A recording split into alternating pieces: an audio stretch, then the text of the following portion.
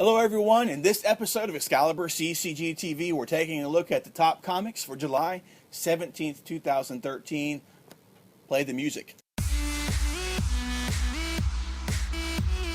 Thanks for pressing play. I'm Chris, he's Randy. We are here to talk about great comics.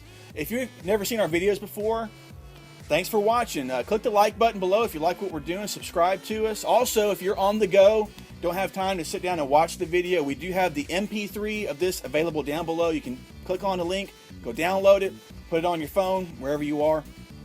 Also, this is a longer episode, so if you're curious about what we're talking about specifically, take a look at the description below because we have timestamps down there available. You can just skip ahead to whatever it is you're most interested in and not waste time on something that you're not. So, but this week, July 17th, a lot of good stuff coming out.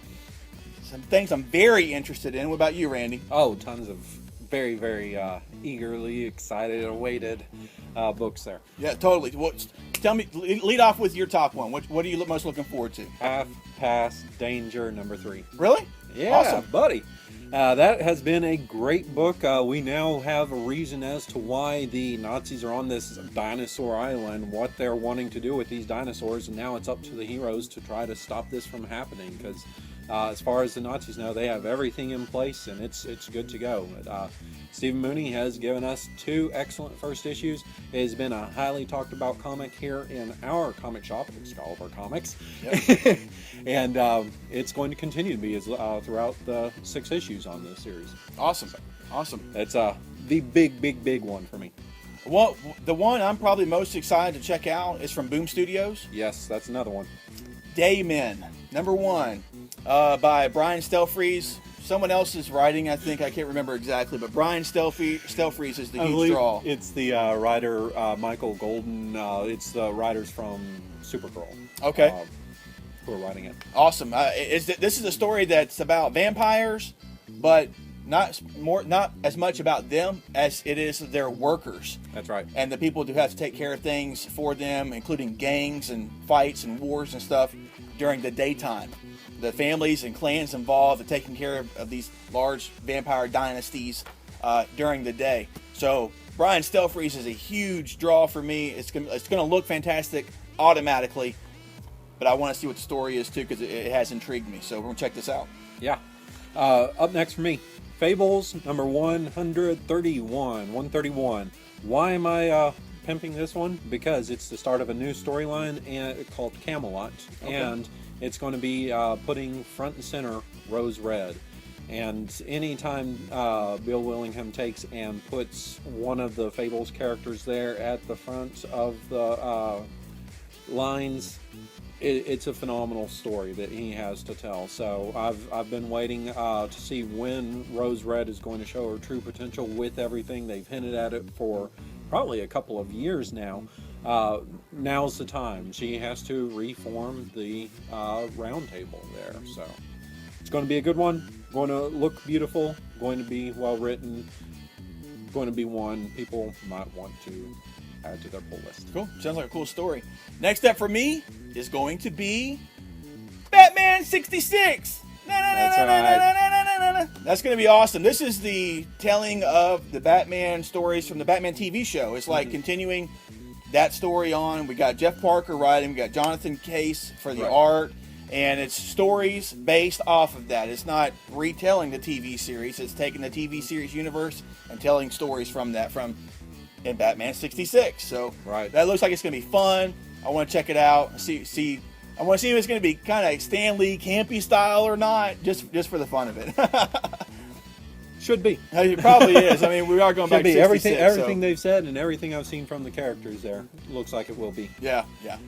Up for me, one of the big ones is going to be FF #9. Now, for some reason, it didn't come out with my other 2 when they usually all 3 come out together there. Avengers Arena and Young Avengers, which I cannot pimp enough.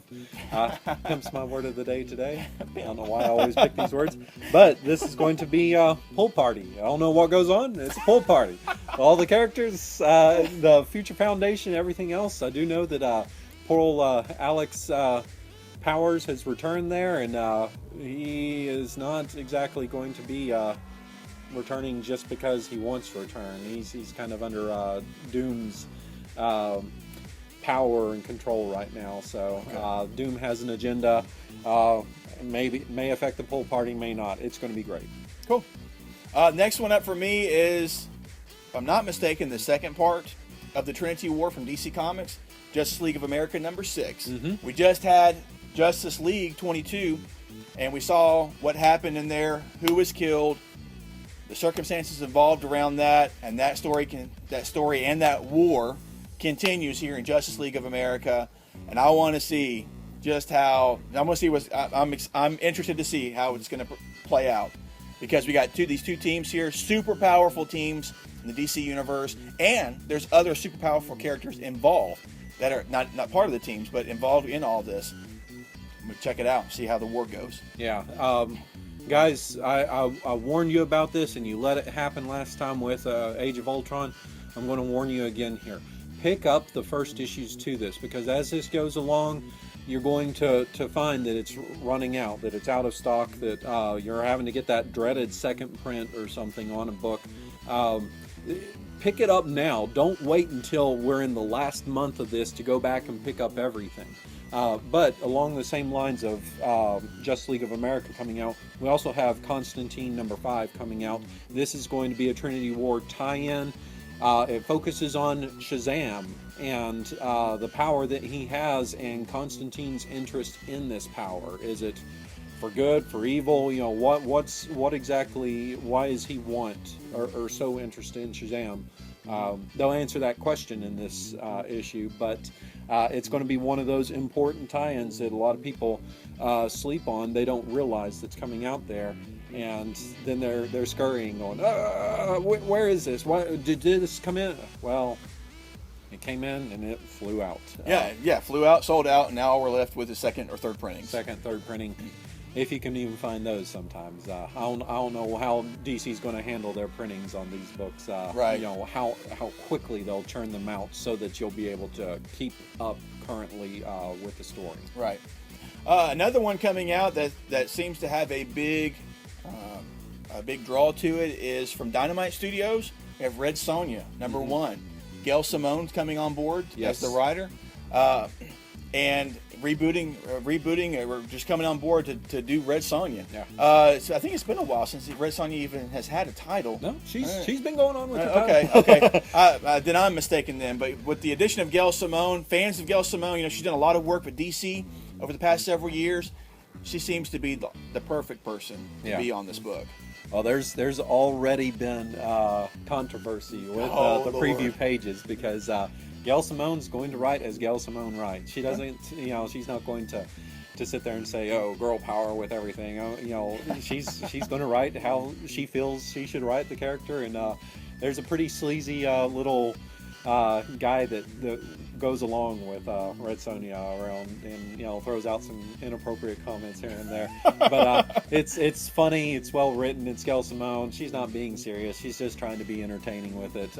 The big important thing to me is that it's going to have some beautiful covers with some of the hottest women in comics today, putting out some hot covers there. So you may want to come in and collect each one of them. Exactly. Because there'll be 7 or 8 of them. I'm going to be getting a couple of those definitely.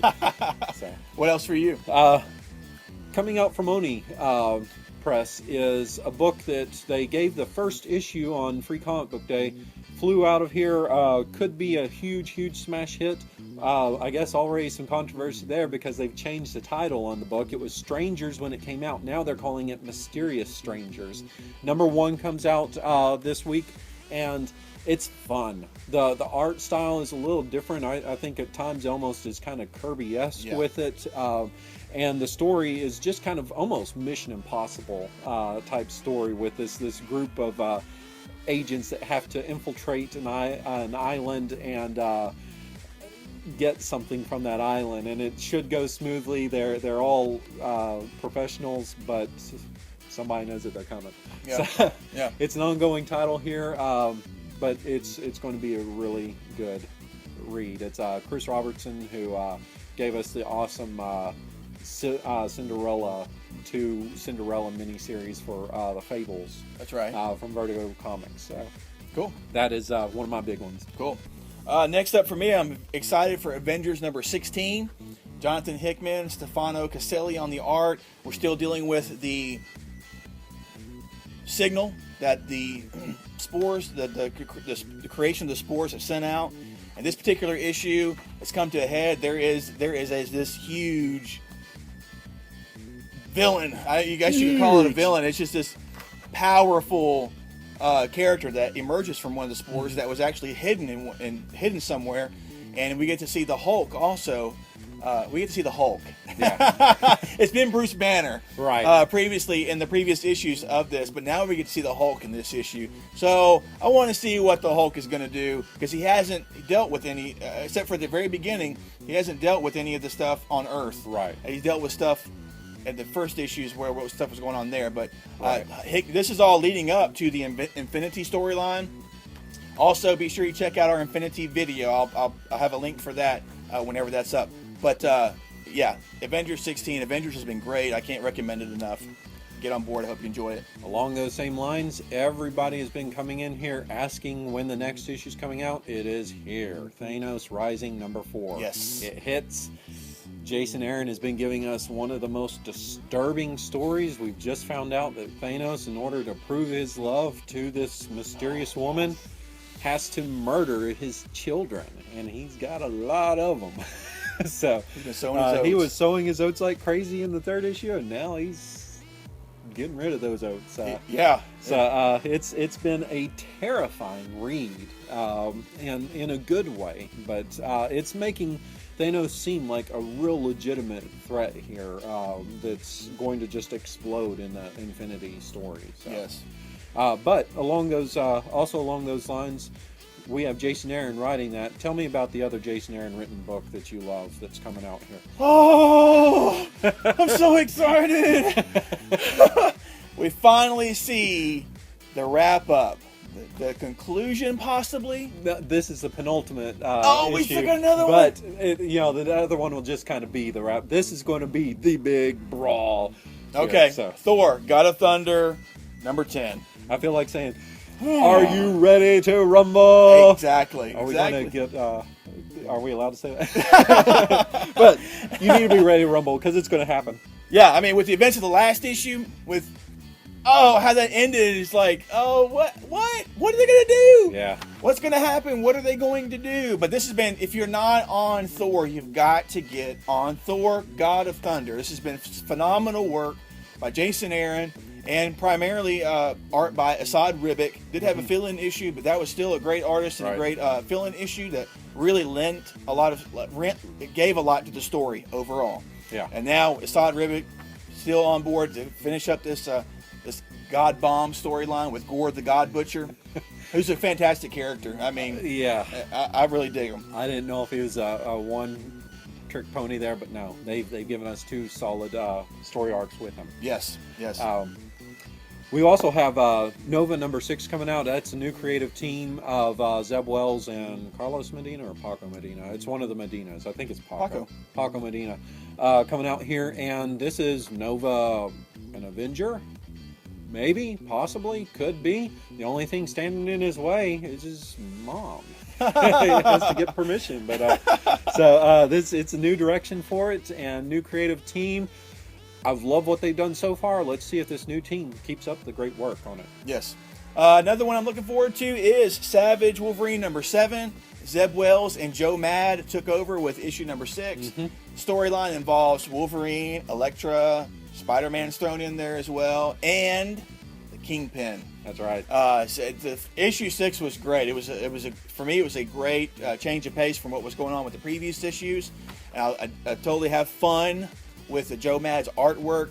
Zeb Wells did a great story with the issue number 6 with a lot of questions left at the end, and hopefully we'll get some answers to that. But Wolverine, Elektra, Spider-Man, Kingpin, I'm on board. I'm going to check it out. Yeah, definitely. Deadpool fans, rejoice. Number 13 is out this week. It's another lost issue that's coming out here, and this time it deals with him teaming up with Power Man and Iron Fist in the 70s. So we're going to get the classic Power Man outfit there. This is also one of those that I don't know if you've paid attention to it. Trad Moore has been doing the covers on these stories here, and so you love his art. It's a real crazy, wicked style of art there, very exaggerated, and it's not a bad thing. But I think it's fit the covers of Deadpool very, very much so, and it tells a good story just with that cover. I wish he was on the interiors. I wish he was drawing the issues. I love his art. Yeah, it's really good. Yeah, definitely. Also out this week, we talked about it before in a previous solicitation video because this is Superior Spider-Man month. Last week or the week before, we had Superior Foes of Spider-Man come out. Hilarious. It was great. You should check it out. This week we got Superior Carnage coming out. It's Superior Carnage #1. It's a mini-series that's hitting the shelves where someone wants to experiment with the symbiote, and it's not a good thing. Those idiots. It's crazy. It's like, can't you just leave bad enough alone? Yeah. You know, seriously. Carnage is one of those books that we cannot keep the back issues in. As soon as they're in, they're gone. So, guys, alert. Alert. There is a Carnage comic coming out here. Get it.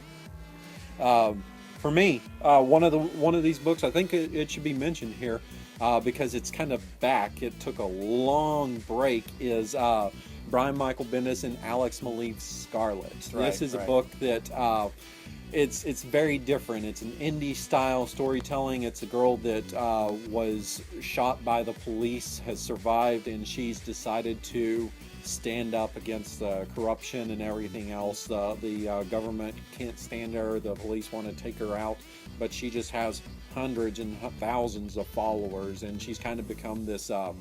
If anything happens, she's going to be a martyr with it. But she breaks the fourth wall, talks to the reader. It's just a wild story, very good storytelling, and this is one of those that a lot of people might have forgotten about, but it's back and it's going to be good. Cool. What else you got, Randy? Last up here is The Strain, The Fall. This is the first issue coming out, and it is now an ongoing story. Okay. This is a crazy book by, it was a novel by Guillermo del Toro, and I think the guy's name is Chuck Hogan.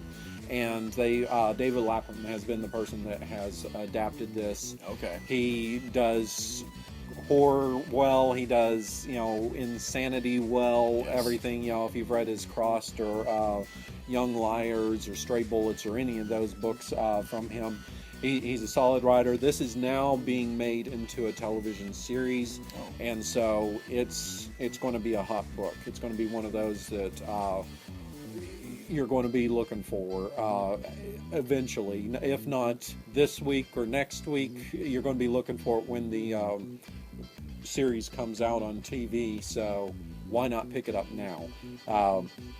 It previously was, I think, a 10-issue miniseries that they did from Dark Horse Comics, so this coming out, and it has the awesome art of Mike Huddleston, who gave us Butcher Baker, the Righteous Maker. That's right. So, zany, crazy art that he has a couple of different art styles he can throw out there. Okay. And, I think this one is a little different, but will be good.